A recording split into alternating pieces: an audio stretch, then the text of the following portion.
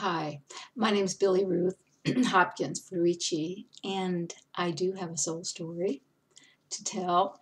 It started in 1979, actually way before, but I will tell only that particular portion of it. I'm a teacher, poet, workshop developer, silk painter, artist, and have traveled to Russia 11 times with youth from Youth Ambassadors back in the 80s when Gorbachev was still doing his perestroika and glasnost work. So what my story is about how I came upon a word that has guided my life since 1979. I was teaching at high school in Felton, California, and one of my students died in a terrible automobile crash, and he had been in musicals that I was choreographing, and he was a wonderful dancer, and he had never danced before, and all of a sudden he's doing these kicks and he's leaps and he's just full of life. Well, he was killed in a horrible automobile accident, and one night I was awake at 3 in the morning, probably looking up in my skylight and just pleading with God to tell me why did such a wonderful young man have to pass away, die so quickly and tragically from this earth. Well, in my skylight came this word in big black bold letters, and it stayed there for at least 15 seconds, long enough for me to read it and to really see the letters. They were big black bold letters like in some Charlton Heston movie. The word was monotheanimism.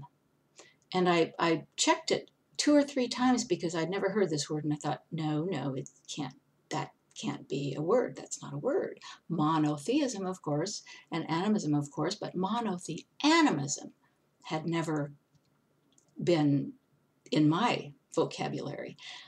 This is in 1979.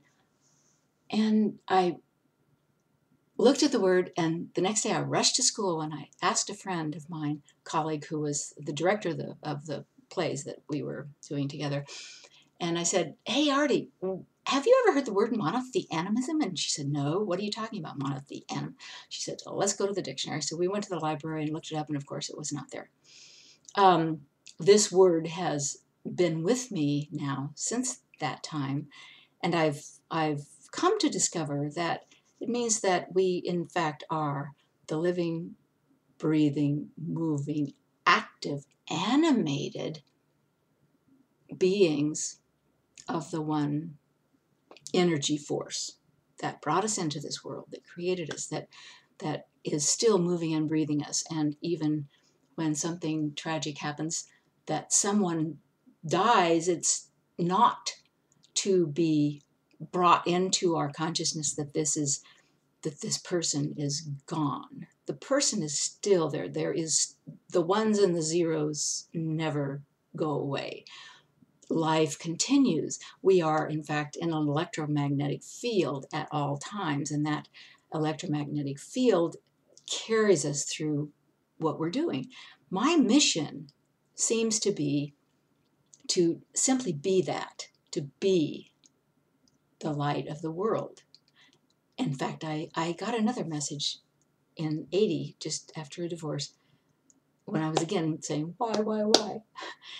This message was, be the light of the world and wander through the desert, knowing that what you are doing is of supreme importance. And it suddenly dawned on me that, yes, of course, we might be wandering through the desert, seemingly wandering through the desert, but we aren't doing something insignificant if we simply recognize the fact that we need to be the light of the world.